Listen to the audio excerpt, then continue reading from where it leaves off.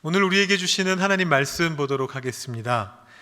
신약성경 요한복음 3장 1절부터 18절까지의 말씀입니다. 신약성경 145면에서 보실 수 있습니다. 요한복음 3장 1절부터 18절까지 조금 긴 말씀인데 저와 여러분이 한 절씩 교독으로 봉독하시겠습니다. 그런데 바리새인 중에 니고데모라 하는 사람이 있으니 유대인의 지도자라. 그가 밤에 예수께 와서 이르되 랍비여, 우리가 당신은 하나님께로부터 오신 선생인 줄 아나이다. 하나님이 함께 하시지 아니하시면 당신이 행하시는 이 표적을 아무도 할 수 없음이니이다. 예수께서 대답하여 이르시되 진실로 진실로 내게 이르노니 사람이 거듭나지 아니하면 하나님의 나라를 볼 수 없느니라. 니고데모가 이르되 사람이 늙으면 어떻게 날 수 있사옵나이까? 두 번째 모태에 들어갔다가 날 수 있사옵나이까? 예수께서 대답하시되 진실로 진실로 내게 이르노니 사람이 물과 성령으로 나지 아니하면 하나님의 나라에 들어갈 수 없느니라. 육으로 난 것은 육이요 영으로 난 것은 영이니 내가 내게 거듭나야 하겠다 하는 말을 놀랍게 여기지 말라. 바람이 임의로 불매 내가 그 소리는 들어도 어디서 와서 어디로 가는지 알지 못하나니 성령으로 난 사람도 다 그러하니라. 니고데모가 대답하여 이르되 어찌 그러한 일이 있을 수 있나이까? 예수께서 그에게 대답하여 이르시되 너는 이스라엘의 선생으로서 이러한 것들을 알지 못하느냐? 진실로 진실로 내게 이르노니 우리는 아는 것을 말하고 본 것을 증언하노라. 그러나 너희가 우리의 증언을 받지 아니하는도다. 내가 땅의 일을 말하여도 너희가 믿지 아니하거든 하물며 하늘의 일을 말하면 어떻게 믿겠느냐? 하늘에서 내려온 자 곧 인자 외에는 하늘에 올라간 자가 없느니라. 모세가 광야에서 뱀을 든 것 같이 인자도 들려야 하리니 이는 그를 믿는 자마다 영생을 얻게 하려 하심이니라. 하나님이 세상을 이처럼 사랑하사 독생자를 주셨으니 이는 그를 믿는 자마다 멸망하지 않고 영생을 얻게 하려 하심이라. 하나님이 그 아들을 세상에 보내신 것은 세상을 심판하려 하심이 아니요 그로 말미암아 세상이 구원을 받게 하려 하심이라. 그를 믿는 자는 심판을 받지 아니하는 것이요 믿지 아니하는 자는 하나님의 독생자의 이름을 믿지 아니하므로 벌써 심판을 받은 것이니라. 아멘. 여러분 혹시 드라마 좋아하십니까? 킴스 컨비니언스 이런 드라마 보셨습니까? 여러분 여기 캐나다 사시니까 캐나다 드라마도 보실 때가 있겠습니다만 아무래도 우리는 코리안 드라마가 더 익숙하죠. 여러분 한국 드라마 어떤 경로로 보십니까? 여러 경로가 있다는 말을 제가 들었는데 제가 이 설교 자리에서 말씀드리기에는 조금 애매한 경로들이 많이 있는 것 같더라고요. 요즘은 또 넷플릭스라든가 여러 글로벌 플랫폼에서도 한국 드라마가 아주 인기가 좋습니다. 그래서 보기가 과거에 비해서 많이 쉬워졌습니다. 그 한국 드라마에도 유행이 있는 거 알고 계시나요? 제가 사극을 한번 예로 들어보겠습니다. 과거에는요 정통 사극이 유행하던 때가 있었습니다.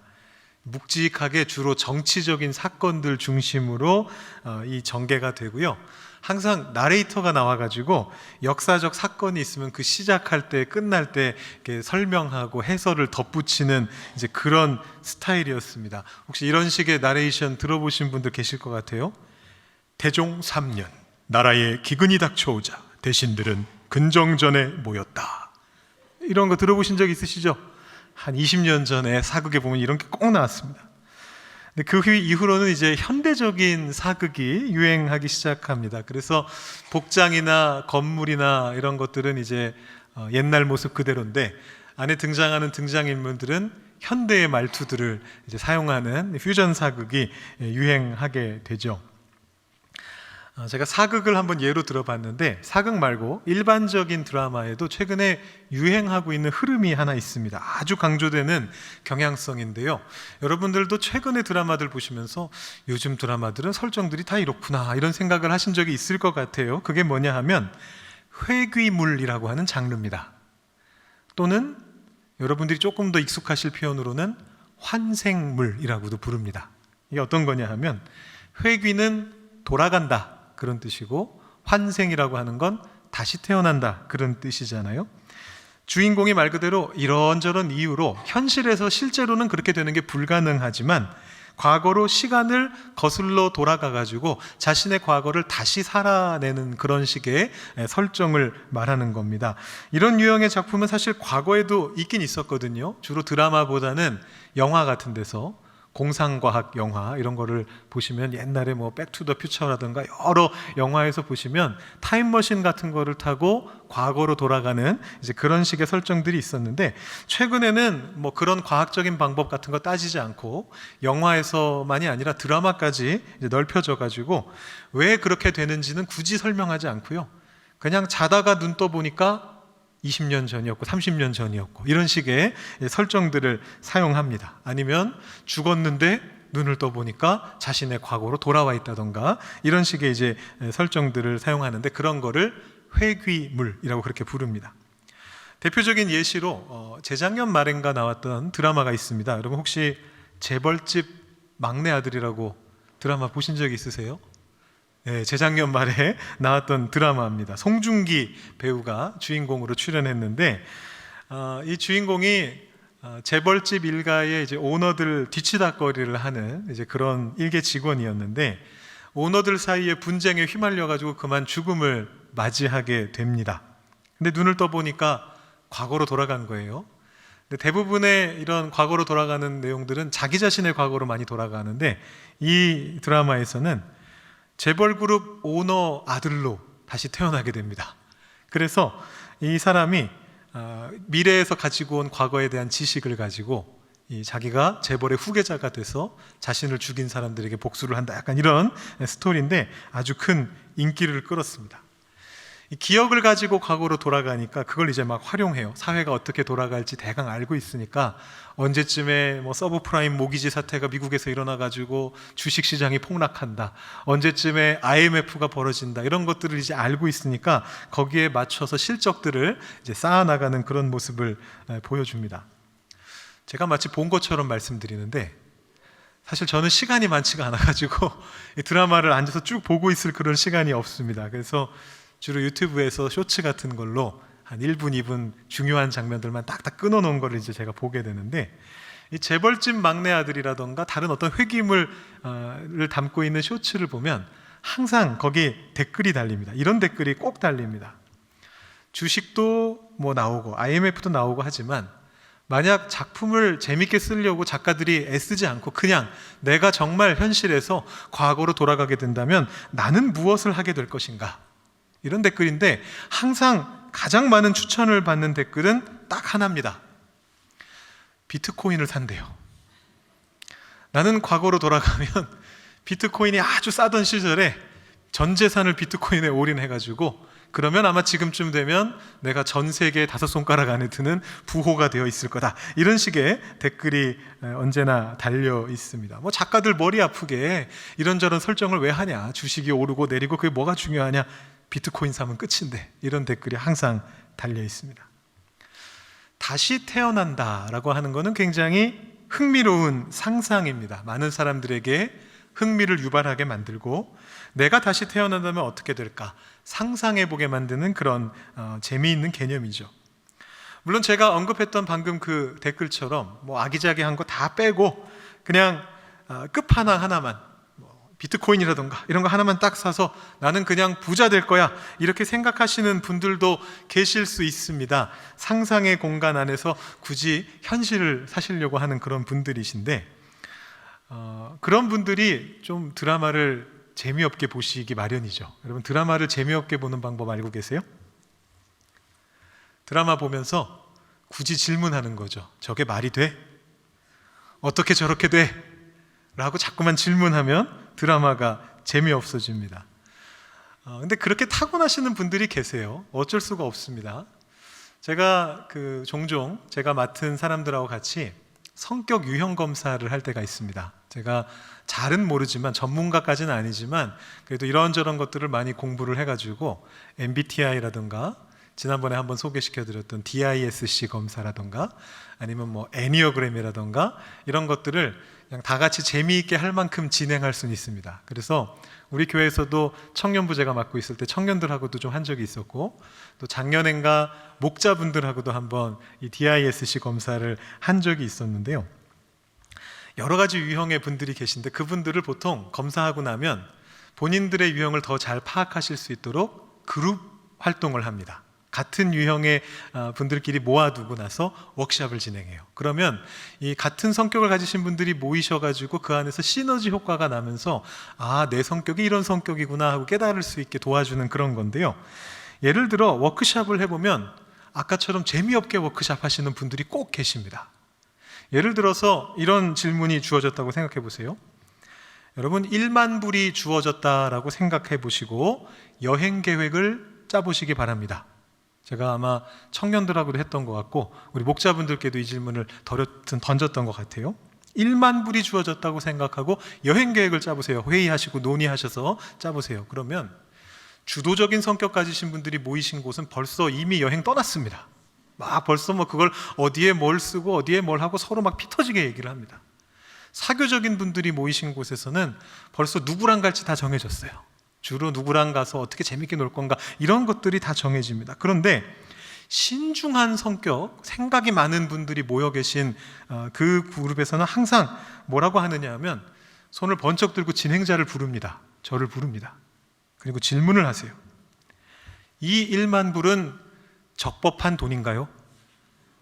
이게 지금 가상의 워크숍을 하고 있는데 굳이 그거를 물어보세요. 적법한 돈입니까?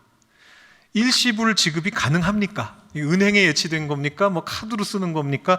아니면 뭐 이게 1인당 1만 불이 주어지는 겁니까? 아니면 이걸로 다 같이 가야 되는 겁니까? 자꾸만 그런 질문을 하세요. 이미 막 상상력 나래를 펼치신 분들은 벌써 유럽 한 바퀴 돌고 계신데 이걸 막 따지는 거예요. 극단적이신 분들은 뭐라고까지 얘기하시느냐 하면 애초에 나한테 1만 불 줄 사람이 없는데 이런 상상에서 뭐 합니까? 이렇게 얘기하시는 분들도 계십니다. 근데 나쁜 건 아니에요. 그렇게 타고나시는 거고 사실은 저도 그런 유형에 가깝습니다. 근데 오늘 말씀을 보시면요, 여기 나오는 니고데모라고 하는 사람이 그런 유형이었던 것 같아요. 회기물 드라마하고는 좀 다른 개념이지만 예수님께서도 지금 비슷한 말씀을 하셨습니다. 사람은 다시 태어나야 한다 라는 그런 말씀을 하셨어요. 3절 말씀해 보시면 사람이 거듭나지 아니하면 하나님 나라를 볼 수 없느니라 이렇게 말씀하세요. 거듭난다라는 말은 2번 태어난다 이런 뜻이잖아요. 다시 태어난다는 얘기입니다. 예수님의 이 말씀이 상당히 충격적이었을 것 같지 않으세요? 우리의 선입견을 버리고 한번 생각해 보는 겁니다. 우리는 교회를 다니면서 이 거듭난다라는 표현을 너무 많이 들었습니다. 그래서 너무 익숙합니다. 그래서 이 표현이 그닥 충격적으로 다가오지 않아요.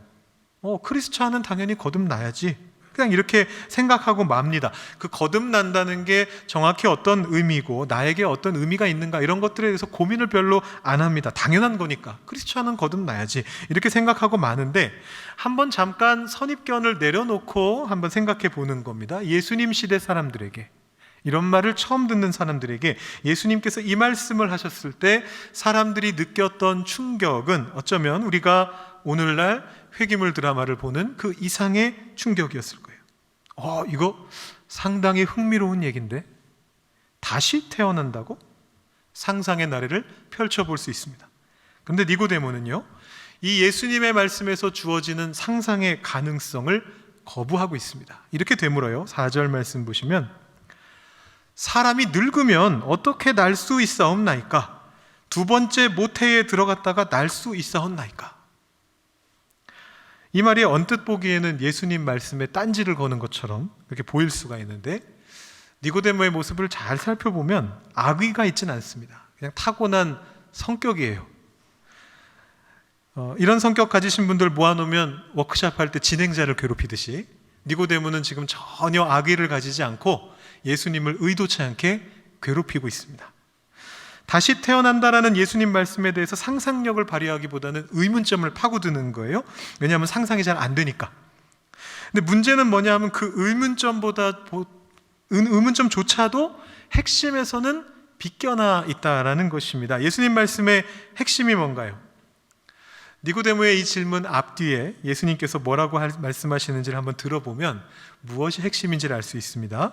아까 우리가 이미 봤던 3절에서는 예수님께서 사람이 거듭나지 아니하면 하나님 나라를 볼 수 없다 이렇게 말씀하셨고, 니고데모가 질문한 다음에 예수님께서 5절에서 답변하실 때는 또 어떻게 말씀하시느냐 하면 사람이 물과 성령으로 나지 아니하면 하나님 나라에 들어갈 수 없다라고 이야기하셨습니다. 여러분, 눈에 띄는 단어가 보이시죠? 보이셔야 됩니다. 제가 색깔을 바꿔놨기 때문에 반드시 보이셔야 됩니다. 양쪽에 똑같이 등장하는 말이 있습니다. 하나님의 나라입니다. 하나님 나라가 지금 핵심이거든요. 애초에 니고데모가 처음 했던 말은 뭡니까? 거슬러 가봅니다. 2절로 거슬러 가보면 니고데모가 예수님 찾아와서 제일 먼저 했던 말이 이거였습니다. 밤에 예수께 와서 이르되 랍비여, 우리가 당신은 하나님께로부터 오신 선생인 줄 아나이다. 하나님이 함께 하시지 아니하시면 당신이 행하시는 이 표적을 아무도 할 수 없음이니이다. 예수님께서 하나님께로부터 오셨고 하나님께서 예수님과 함께하고 계시고, 그래서 예수님께서 표적을 행하고 계시며 선생으로서 가르침을 베풀고 계시다라는 것을 니고데모가 이미 알고 있습니다. 동의하고 있습니다. 그래서 니고데모가 지금 호의를 가지고, 악의가 아니고 호의를 가지고 문제적 인물이었던 예수님을 일부러 찾아온 상황이잖아요. 이 니고데모는 바리새인 파였는데 바리새인들은 지금 예수님께 적대적이거든요. 예수님이 자꾸 문제를 일으키니까 어떻게 하면 이 예수님을 끌어내릴까, 어떻게 하면 죽일 수 있을까, 이런 생각을 하고 있는 가운데 그 바리새인들의 눈을 피해서 일부러 밤에 찾아왔습니다. 그리고 자기 스스로 고백하고 있습니다. 하나님이 당신과 함께 하십니다. 그런데 거기에 대한 답으로 예수님이 다시 태어나야만 하나님의 나라를 볼 수 있습니다 라고 대답을 하니까 핵심은 하나님 나라예요. 하나님께서 동행하시는 예수님의 그 모습을 통해서 하나님 나라가 이 땅에 왔다는 걸 예수님이 보여주고 계신다, 그 얘기입니다. 그 진정한 의미를 알려면 다시 태어나야 된다라는 거거든요. 어디까지나 핵심은 하나님 나라입니다. 여러분, 우리가 지금 캐나다에 살고 있지 않습니까? 근데 스테이터스는 제각각 다르단 말입니다. 영주권을 받으면 스테이터스가 달라지고 시민권을 받으면 스테이터스가 달라집니다. 영주권을 받으면 당장 뭐가 달라지나요? 대학 학비가 싸지게 됩니다. 영주권을 받기 전에는 대학 학비를 내국인의 한 3, 4배 이상을 내고 다녀야 되는데 영주권을 받으면 내국인 취급을 받습니다. 또 미국 국경을 쉽게 넘을 수 있게 됩니다.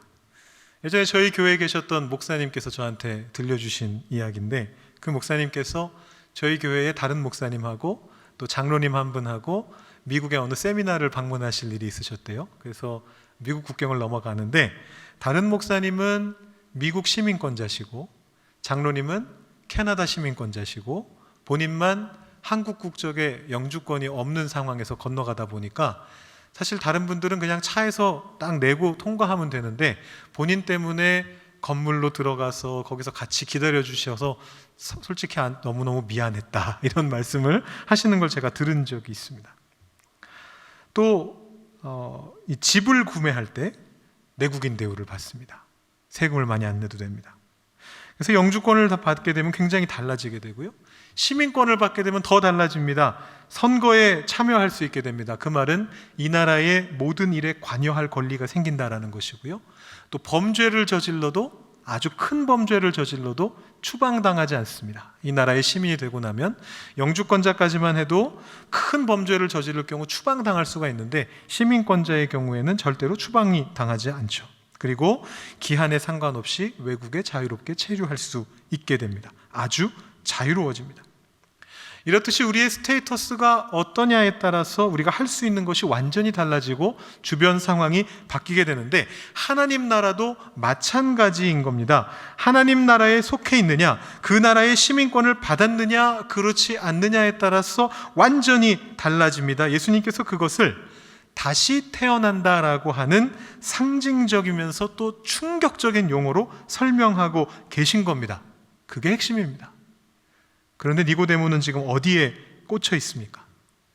자기가 하나님에 대해서 물어놓고서 예수님이 그래서 하나님 나라에 대해서 대답하셨는데 다른 건 다 잊어버리고 거듭난다, 다시 태어난다라는 납득이 안 가는 한 단어 때문에 반문하고 있는 겁니다. 사람이 늙으면 어떻게 또 태어나나요? 어머니 뱃속에 다시 들어갔다 나올 수가 있습니까? 이런 얘기나 하고 있는 거예요. 상상이 안 되는 겁니다. 예수님께서는 그 길을 알려주십니다. 하나님 나라의 시민이 되는 길은, 다시 태어나는 길은 물과 성령으로 다시 태어나야 한다. 이 말씀은 세례라고 하는 의식을 전제하고 있습니다.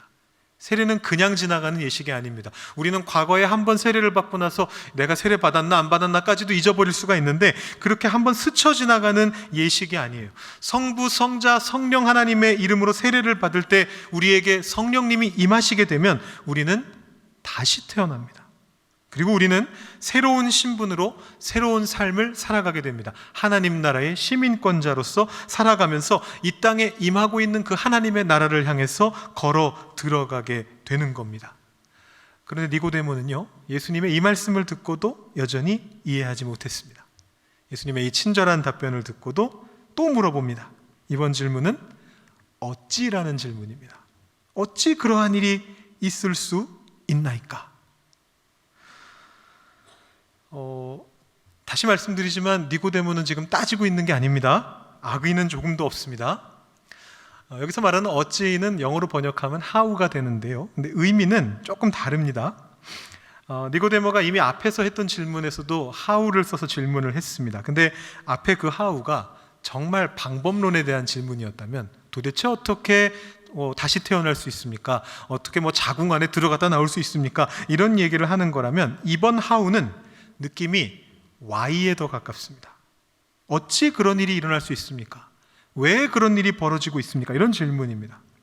그런데 소 뒷걸음질 치다가 쥐를 잡듯이 니고데모의 이 질문이 우연치 않게 핵심에 접근하게 됩니다. 여러분, 이 왜라고 하는 질문을 한번 생각해 보세요. 하나님 나라는 왜 이 땅에 임합니까? 어찌 그런 일이 일어납니까? 하나님은 왜 다시 태어남을 우리에게 허락해 주십니까? 그러실 필요가 없는데, 그냥 하나님 혼자 고고하게 계셔도 되는데, 왜 이해도 하지 못하는 이 니고데모 같은 사람을 굳이 찾으셔서 다시 태어남의 진리가 무엇인지를 선포하고 계십니까? 그 이유는 자기 자신을 스스로 심판하고 있는 우리들에게 구원이 무엇인가를 전파하시기 위해서죠. 하나님께서 우리를 사랑하시기 때문에 우리를 그냥 두고 보지 못하셔서 그 사랑의 하나님을 추동해서 하나님께서 이 땅 위로 하나님 나라를 보내시고 그 아들을 보내시고 성령을 보내시고 우리를 다시 태어나게 만드신다라는 것입니다. 제가 오늘 말씀 16절부터 18절까지 말씀 다시 한번 읽어드립니다. 하나님이 세상을 이처럼 사랑하사 독생자를 주셨으니 이는 그를 믿는 자마다 멸망하지 않고 영생을 얻게 하려 하심이라. 하나님이 그 아들을 세상에 보내신 것은 세상을 심판하려 하심이 아니요 그로 말미암아 세상이 구원을 받게 하려 하심이라. 그를 믿는 자는 심판을 받지 아니하는 것이요 믿지 아니하는 자는 하나님의 독생자의 이름을 믿지 아니함으로 벌써 심판을 받은 것이니라. 하나님께서 우리를 소 닭 보듯이 보실 수도 있었습니다. 비둘기가 꾸정물에서 목욕을 하면서 세균 덩어리가 되든 말든 그게 무슨 상관입니까? 제가 여행을 하는데 어느 마을을 갔더니요, 그 마을 한복판에 분수를 만들어 놨습니다. 근데 이 분수가 분수대 위에서 나오는 분수가 아니고 바닥에서 그냥 솟구치는 분수 있죠. 광장 가운데에서 그냥 이렇게 분수가 막 조금씩 나오게끔 하는 그런 분수대였습니다. 그래서 아이들이 와서 재밌게 놀라고 만들어 놓은 곳인데, 제가 그날 거기 갔을 때 아침에 일찍이 도착해가지고 아이들이 한 명도 없었습니다. 대신에 그 자리를 누가 점거하고 있었느냐 하면 비둘기 떼들이 점거하고 있었습니다. 물이 나오니까 너무 신난 거예요, 얘네들이. 그래서 거기에 가가지고 바닥에 막 흘러넘치는 그 꾸정물에다가 신나게 날개를 비비면서 열심히 목욕하고 있는 모습을 제가 봤습니다. 제발 날아오르지 않기만 제가 빌었습니다. 걔네가 날아오르면 이제 그 꾸정물이 전부 이제 저한테 튈 것 같아가지고 제발 날아오지 않기만을 빌었거든요. 하나님께서도 그렇게 하실 수 있었습니다. 알아서 살라고 내버려 두실 수 있었습니다. 지옥을 향해서 걸어 들어가고 있는 우리들을 그냥 두고 보실 수도 있으셨습니다. 그런데 그렇게 하지 않으셨습니다. 하나님이 세상을 이처럼 사랑하사, 그 사랑이 있었기 때문에 하나님께서는 가만두지 않으셔요. 멱살을 잡아서라도 우리를 악의 구렁텅이에서 끌어내십니다. 사랑받을 자격이 있는 자로 우리를 만들어 가시는 겁니다.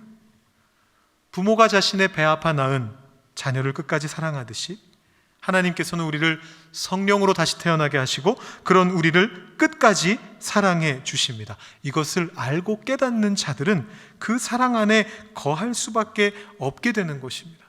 다시 태어난 자들은 그 사랑 안에 거하면서 그 사랑을 전할 수밖에 없게 되는 것이죠.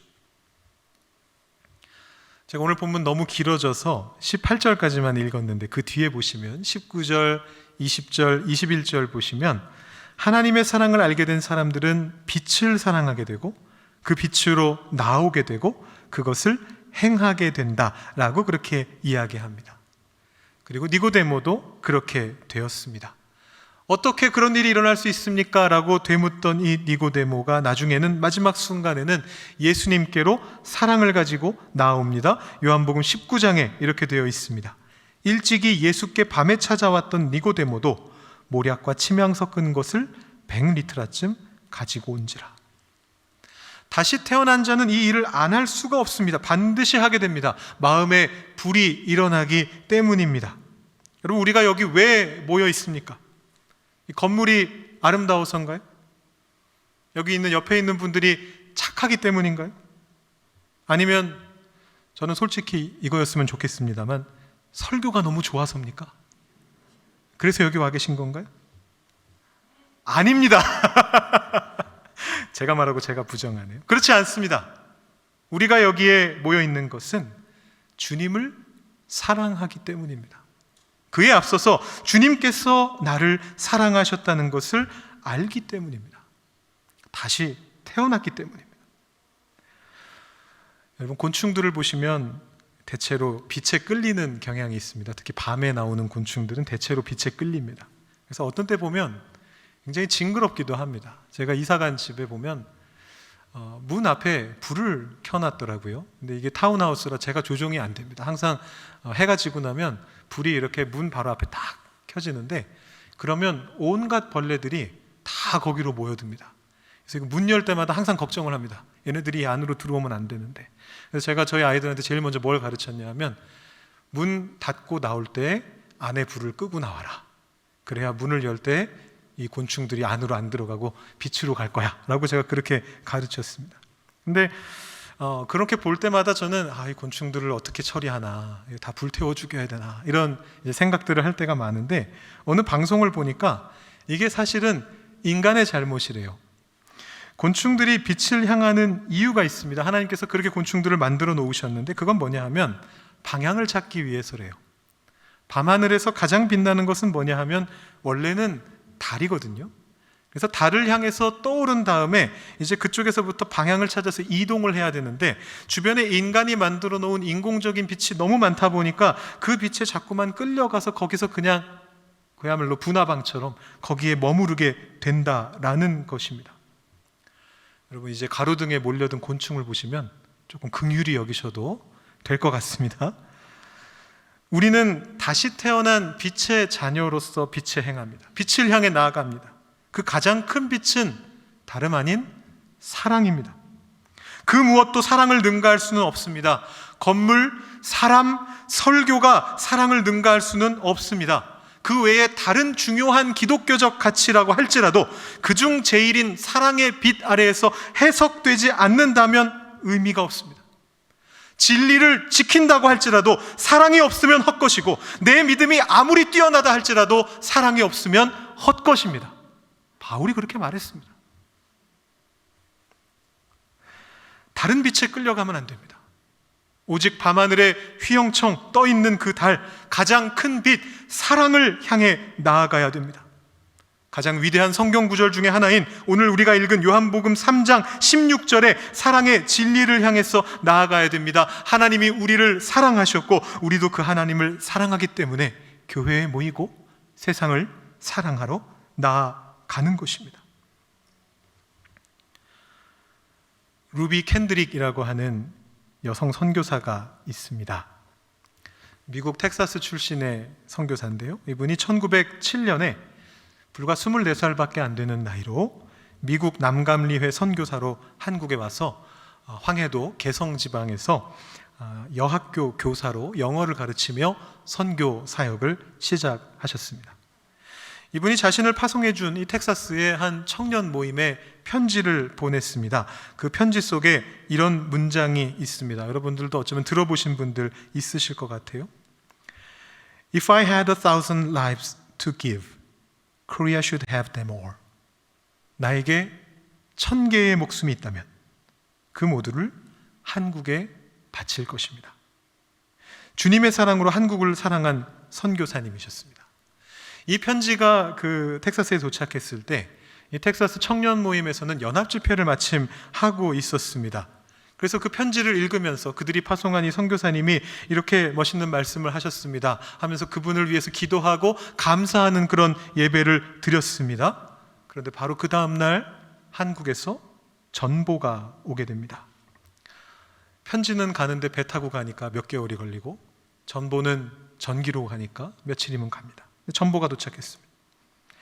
이 선교사님이 소천했다라는 전보를 받게 됩니다.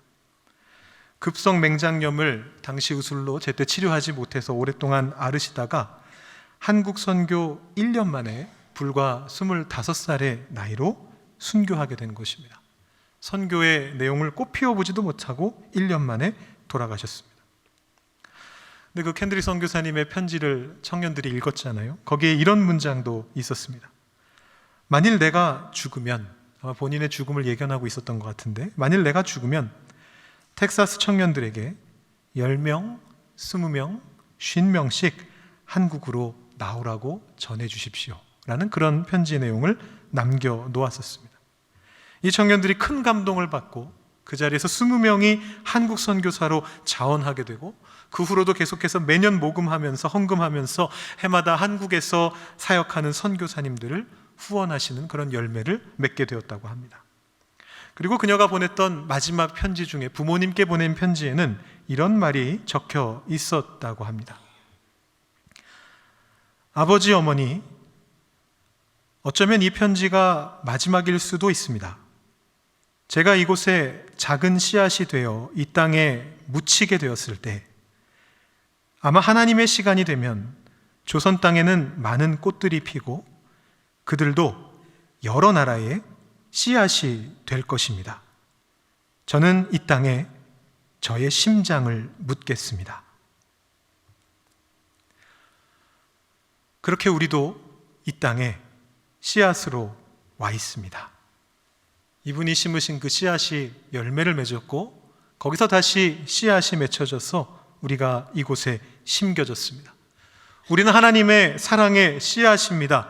다시 태어난 우리는 이 사랑을 흘려보내도록 이곳에 부름 받았습니다. 여러분들께서는 하나님 나라의 시민으로 얼마나 그에 걸맞게 살아가고 계십니까? 내가 다시 태어났고 나는 구원받았다, 거기에 안주하지 않고 더 많은 이들을 위해서 주님의 사랑을 흘려보내고 계십니까?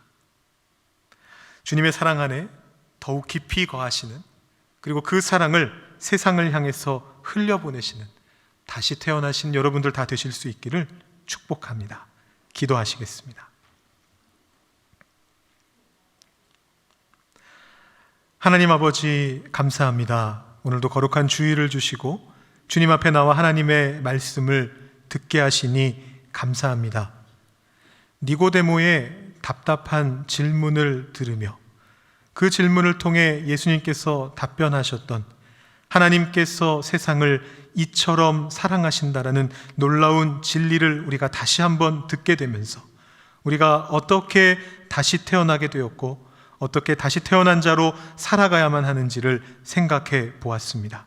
하나님, 우리들이 주님의 그 사랑에 감격하며 이 땅 위에서 주님의 사랑을 전하는 삶을 계속해서 살아나갈 수 있도록 하나님 나라의 시민권자로 우리를 삼아주시기를 소망합니다.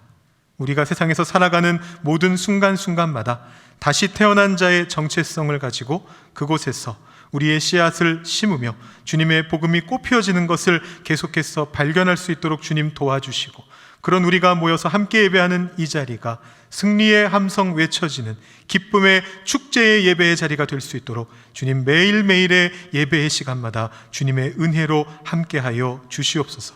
우리의 삶 속에 주님의 복을 더욱더 더하여 주셔서 우리가 그 복을 세상을 향해 전하며 나아가는 복의 통로 될 수 있도록 주님 이끌어 주시옵소서. 감사드리며 예수님의 이름으로 기도드립니다. 아멘.